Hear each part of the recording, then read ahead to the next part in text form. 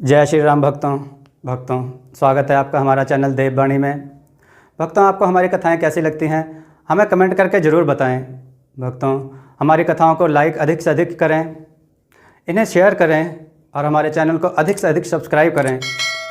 भक्तों, आपसे एक गुजारिश है, हमें इंस्टाग्राम पर फॉलो करें जिसका लिंक डिस्क्रिप्शन में दिया गया है। तो चलिए शुरू करते हैं आज की कथा।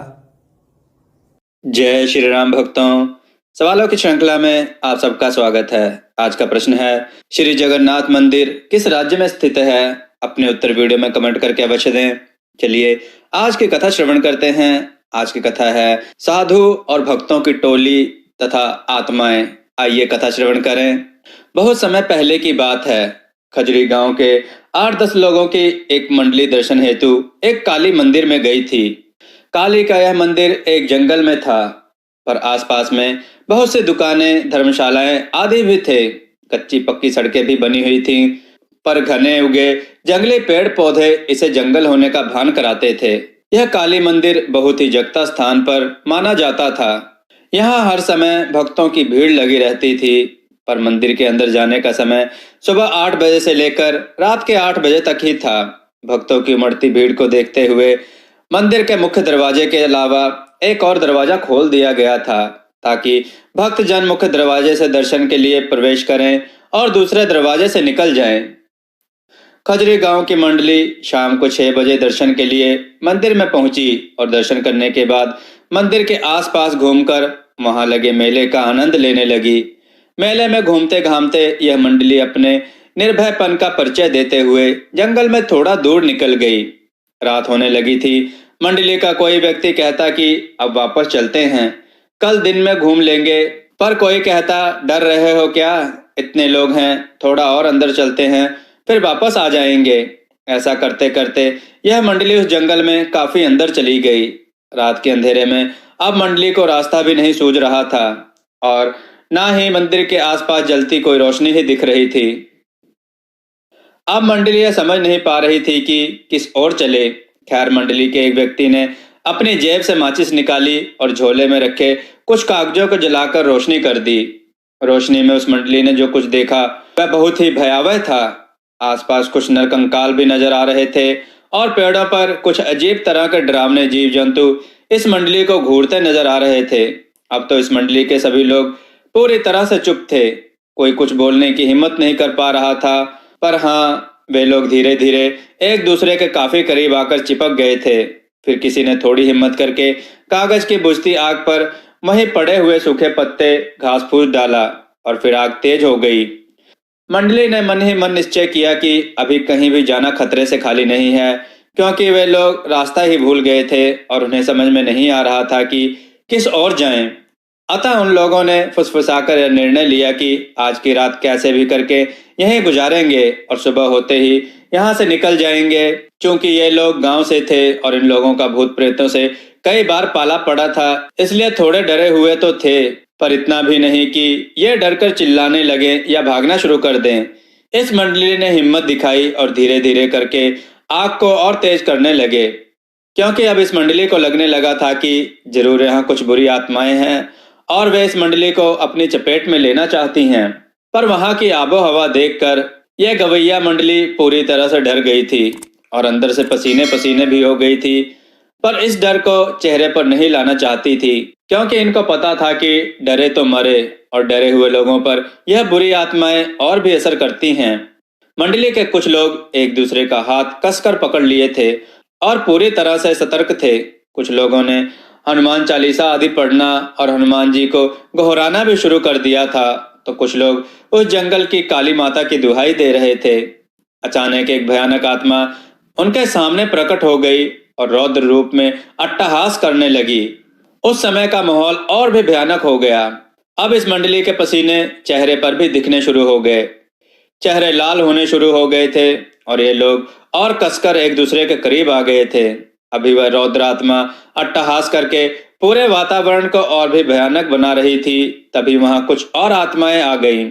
अब तो इस मंडली की सिट्टी पिट्टी गुम हो गई। अब इन लोगों को अपना काल अपने सामने दिख रहा था। अब वहां एक नहीं, लगभग 8-10 आत्माएं आ गई थीं और अपनी अजीब हरकतों से माहौल को पूरी तरह भयानक बनाकर रख दी थी। मंडली के एक व्यक्ति ने हिम्मत करके कहा कि अगर मरना ही है तो इनका सामना करके मरेंगे। जिसके पास भी चाकू आदि है निकाल लो, डंडे आदि उठा लो और इनका सामना करो। दरअसल उस समय लोग अपनी जेब में छोटा सा चाकू आदि भी रखते थे और कुछ लोग बराबर लाठी लिए रहते थे। इस मंडली के 2 लोगों के पास भी लाठी और 3 के पास चाकू थे। अब सब पूरी तरह से मुकाबला करने के लिए तैयार हो गए थे, पर शायद इन्हें लड़ने की नौबत ही नहीं आई। हुआ यूं कि जैसे ही एक भयानक आत्मा ने इन पर हमला किया, उसका सर कटकर अलग गिर गया और वह बिना सर के ही खूब तेज भागी तथा उसका सर भी पीछे पीछे भाग निकला। अब माहौल एकदम से भयानक रणमय हो गया था, क्योंकि एक गौरवर्णीय व्यक्ति जो कोई साधु जैसा दिखता था और केवल धोती पहने हुए था, हाथ में तलवार लिए इन बुरी आत्माओं को काटे जा रहा था। देखते ही देखते उसने सारी बुरी आत्माओं को काट कर रख दिया। पर गौर करने वाली बात यह थी कि कोई आत्मा मरी नहीं, पर सब चिल्लाते हुए अजीब अजीब आवाज करते हुए वहां से भाग निकली। अब यह मंडली उस सज्जन महात्मा के पैरों पर गिर गई थी और उन्हें धन्यवाद दे रही थी। इस मंडली को उस गौरवर्णीय पराक्रमी महात्मा ने अपने पीछे आने का इशारा करके आगे बढ़ने लगे। लगभग 20 मिनट चलने के बाद यह मंडली एक कुटिया के पास पहुंच चुकी थी। वहां डर का कोई नामो निशान नहीं था। उस महात्मा ने इन लोगों को कुटिया के अंदर आने का इशारा किया। कुटिया में पहुंचकर इन लोगों ने अपना बोरिया बिस्तरा रखा और चैन की सांस ली। फिर बाबा ने इशारे से ही इन्हें खाने के लिए पंगत में बैठा दिया। कुटिया के अंदर से एक दूसरे महात्मा निकले और उन्होंने किसी पेड़ के पत्ते को पत्तल के रूप में इन लोगों के आगे रख दिया। फिर क्या था, उस महात्मा ने उस पत्तल पर कुछ अलग अलग पेड़ों के पत्ते रखे। ऐसा करते समय इस मंडली को बहुत अजीब लग रहा था, पर किसी में हिम्मत नहीं थी कि बाबा से कुछ पूछे। फिर उस महात्मा ने कमंडल से जल निकाल लिया और कुछ मंत्र पढ़कर छिड़क दिया। अरे यह क्या, अब तो वे पत्तलें थाल बन चुकी थी और मंडली के हर व्यक्ति के इच्छा अनुसार उसमें पकवान पड़े हुए थे।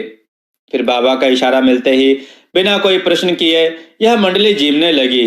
जीमने के बाद बाबा का इशारा पाकर वह मंडली वहीं सो गई। पर सब सोने का नाटक कर रहे थे।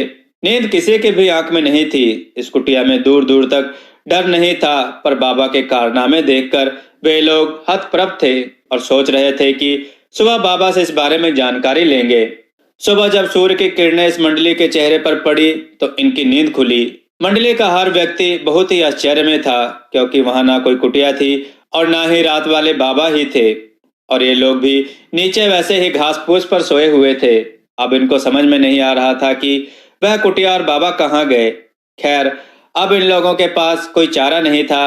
थोड़ा बहुत इधर उधर छानबीन करने के बाद इनको रास्ता भी मिल गया और ये लोग मेले में वापस आ गए। मेले में वापस आने के बाद यह लोग काली माता के पुजारी से मिलकर सारी घटना बताई। पुजारी बाबा ने एक लंबी सांस छोड़ते हुए कहा कि वह दिव्य आत्मा है जो इस जंगल में रहती है। वह केवल रात में ही, और वह भी भूले भटके लोगों को ही नजर आती है और उन्हें रात में आश्रय प्रदान करके फिर पता नहीं कहाँ गायब हो जाती है। उस पुजारी बाबा ने बताया कि ऐसी घटनाएं उन्हें काफी श्रद्धालु सुना चुके हैं। इतना ही नहीं, उन्होंने कई बार दिन के उजाले में 9-10 लोगों के साथ इस जंगल का कोना कोना छान मारा है, पर कभी भी ना वे महात्मा मिले और ना ही ऐसी कोई कुटिया दिखी। खैर, यह मंडली तो कुछ और ही करना चाहती थी। इस मंडली ने फिर हिम्मत करके रात को जंगल में निकल गई। मंडली चाहती थी कि उन्हें बुरी आत्माएं सताएं और बाबा फिर आकर उनकी रक्षा करें। इसी बहाने यह मंडली चाहती थी कि बाबा के दिखते ही उनके पैरों पर गिरकर कुछ रहस्यों के बारे में जानकारी ली जाए।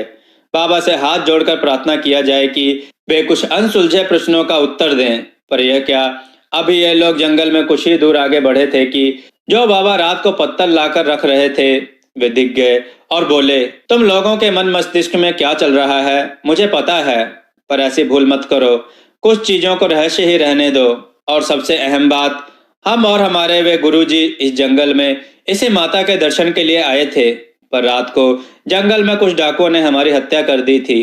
फिर हम कभी इस जंगल को छोड़कर नहीं गए और रात भर जागकर श्रद्धालुओं को डाकुओं और बुरी आत्माओं से बचाते रहते हैं। बोलिए जय माँ काली। भक्तों, आपको यह कथा कैसी लगी? अपने विचार और सुझाव कमेंट में जरूर दें। हमारी कथाओं को लाइक करें, हमारे चैनल को सब्सक्राइब करना ना भूलें।